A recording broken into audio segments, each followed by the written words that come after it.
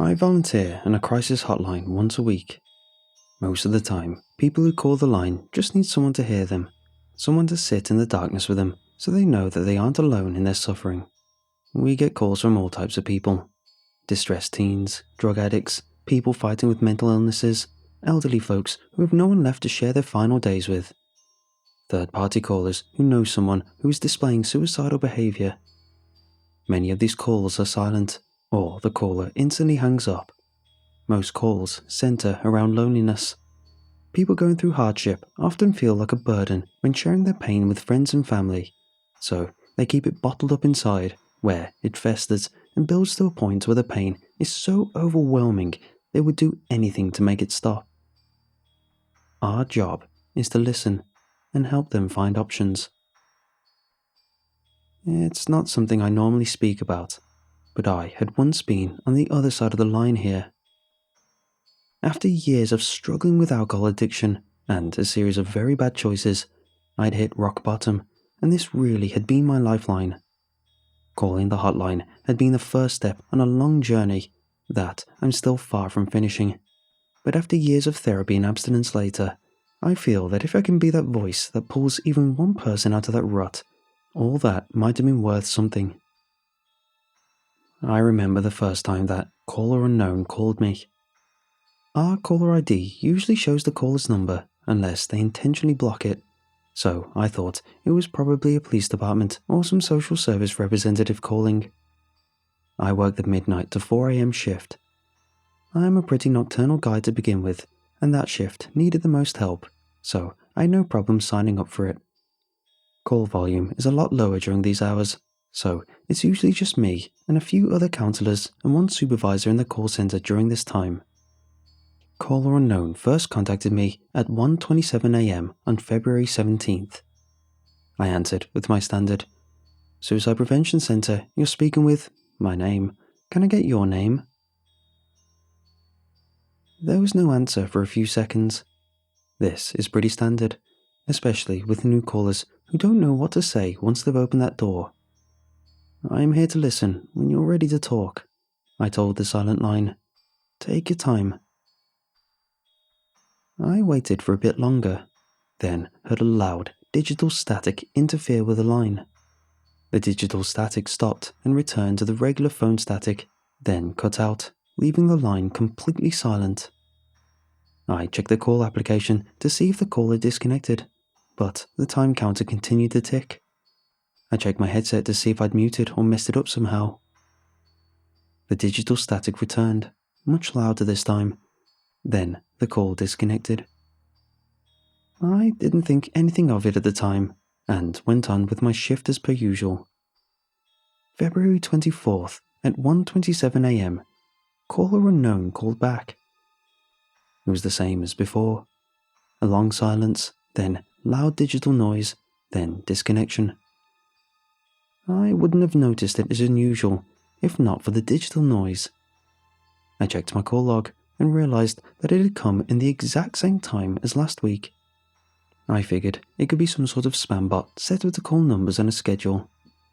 I messaged my supervisor about it, and he sent me a GIF with Chandler Bing from Friends shrugging in an exaggerated manner.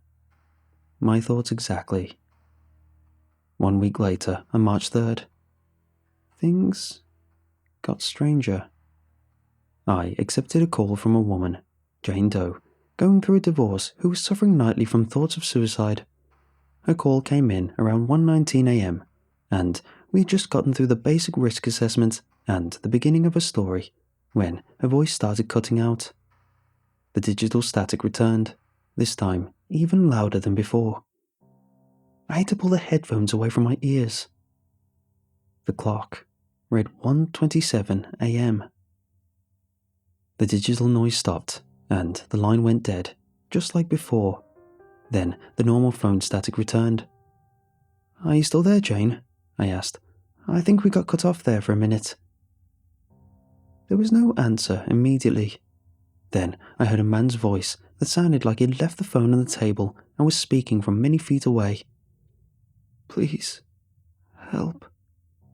"Hello, can you hear me?" I asked. "You sound like you're far from the phone. Can you move any closer?" Again, barely audible, far from the receiver, I heard the words, "Please, help."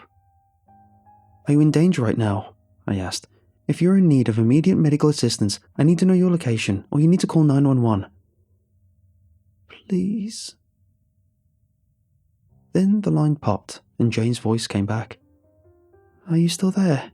she asked. "Yes, Jane? I'm sorry, I heard someone else's voice. Are you with someone right now?" "No, I'm alone," she said. Confused, I apologized for the technical difficulties and continued with the call. I pinged IT about the issue, and they said that they didn't notice any sort of interference on their end, but would keep an eye out for issues. The next week, caller unknown returned. I answered and didn't say anything this time. I waited through the introductory static, then heard the man's voice. He was closer to the phone this time. He sounded old, like his vocal cords were damaged. The words were strained and gravelly, as if pushed through broken reeds. "Please, help." "Sir, if you want me to help you, I need to know what's happening. Are you able to hear me?"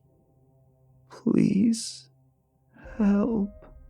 "Sir, please call 911 if you need immediate medical assistance. I'm going to have to end the call if we can't communicate here." A long silence. Then, as if he had turned speakerphone on and placed the receiver to his lips, "Please, help," blasted into my ears at full volume. I threw the headset off my ears, and the call disconnected. Because there was no number listed, we couldn't place the caller on alert, but we noted it, and I finished my shift. My supervisor said it was probably some sort of prank caller or someone with mental illness in an obsessive cycle. He didn't have any idea why the calls kept getting assigned to me. No one else had reported a call from caller unknown yet. On my drive home that night, the man's voice was stuck in my head, almost as if I could hear him in the distance. It didn't feel like a prank to me. There was so much pain in that voice, physical, psychological. The tone was pure suffering, a death rattle. I imagined a frail old man crumpled on the floor of his cluttered apartment without the mental clarity to call 911. He called the one number that he had memorized. Perhaps he'd received help on the hotline before. I took some deep breaths and tried to ground myself. It isn't healthy to take the calls home with you. I did what I could to the best of my ability, and there was nothing else I could do for caller unknown. It did stick with me though. The thought that disturbed me the most was how much I wanted a drink to drown out that damn voice. I came down with some sort of flu the next week. By Wednesday, my fever was down, but I still felt too exhausted to stay awake and supportive through the graveyard shift, so I called in for a substitution and took the night off. I passed out around 10 p.m. into a restless, fever sleep and was awoken by the ringing of my phone at 1:28 a.m.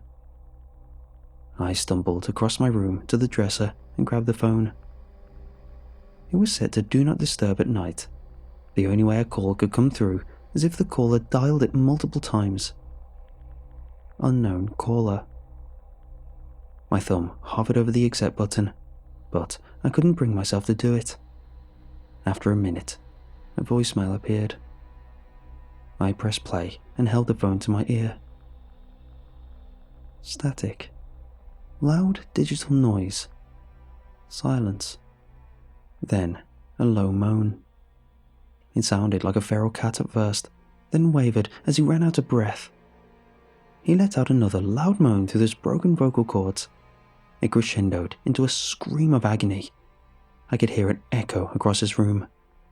"Please help, please help, please help." The line cut out. I know I should have kept the call for evidence or whatever, but it felt cursed. It felt like having that voice stored on my phone had tainted the device, and by holding it, I was cursed by extension. I deleted the voicemail and powered off my phone. I laid awake in bed, head spinning. The whole thing felt like a fever dream, and for a while, I convinced myself it was just that. I could live with a fever dream. It had been a while since I'd had a drink, but tonight I felt like I'd earned one. Anything to get to sleep. I'd work tomorrow. I'd be useless, half sick and sleep deprived. Besides, I'd worked hard for self-control these past years. I got out of bed and walked across the street to the 7-Eleven and grabbed a cheap bottle of Jim Beam. I took a few swigs on the way home, then took a couple of glasses to put me to sleep. Apart from a hangover the next morning, things were fine, and I was able to move past it. A week later, however, all hopes of this being some sort of flu-induced nightmare faded. I returned to my shift at the call centre.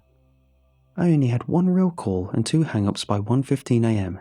I turned my status as not available in our call application and told my supervisor I was going to take a quick walk.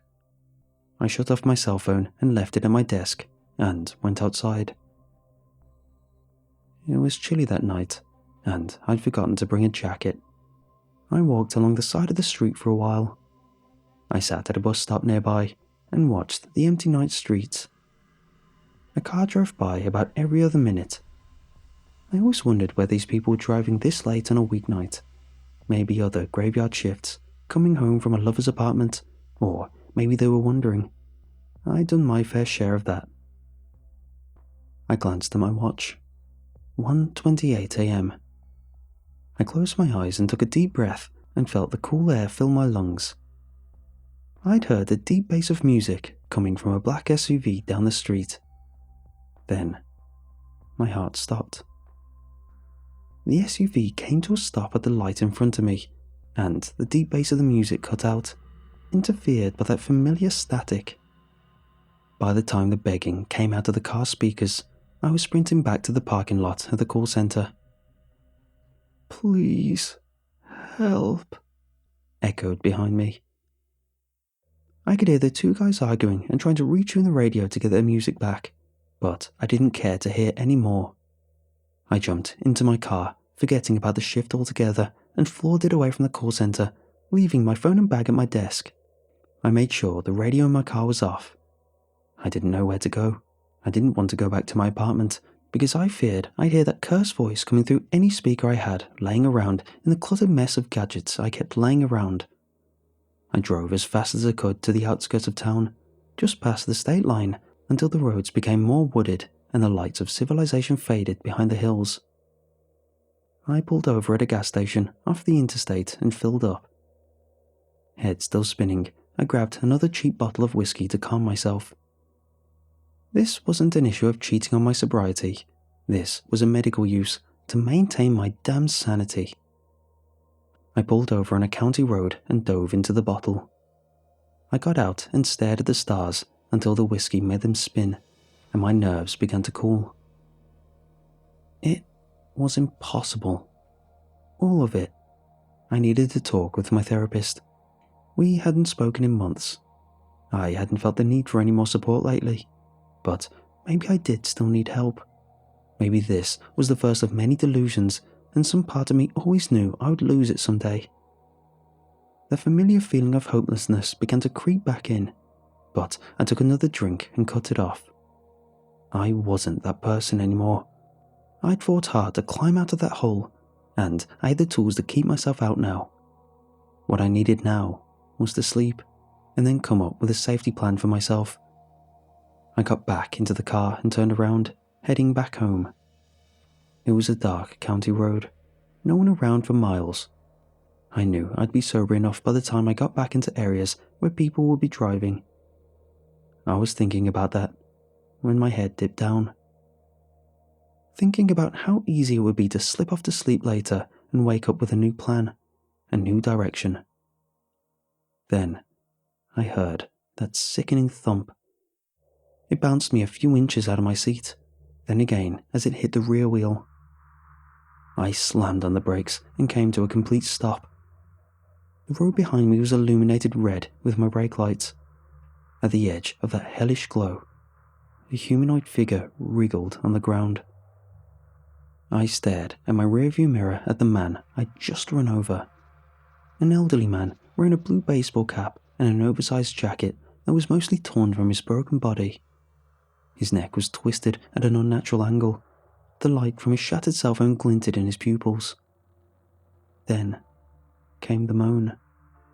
That soul-shattering cry of anguish. "Please, help," he spluttered through his broken trachea. My mind went blank. The clock read 2:27 a.m. My foot lifted off the pedal and his body faded into the darkness, but those two glinting eyes remained in the rear view for what seemed like miles. I don't even remember getting into bed that night, but I woke up the next morning in my apartment. An officer appeared at my door, and I was certain that they knew what I had done. But it turned out to be a wellness check from the Suicide Prevention Center after I hadn't returned for my things.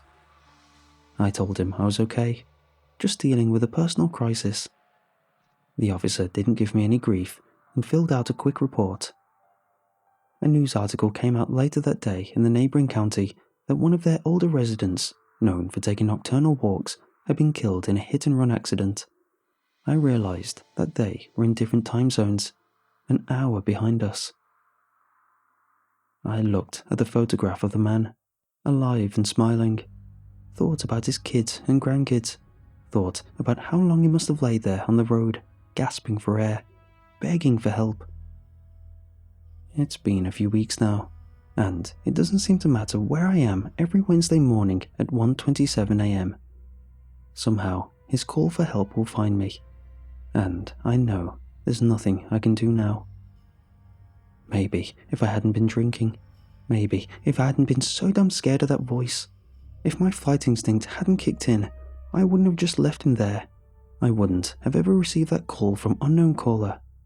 If I hadn't been alive. I may never understand, but all I know now is that I can't take any more of these calls, these pleas for help. It's all I hear, and no amount of booze can drown it out. I don't think I can take it anymore.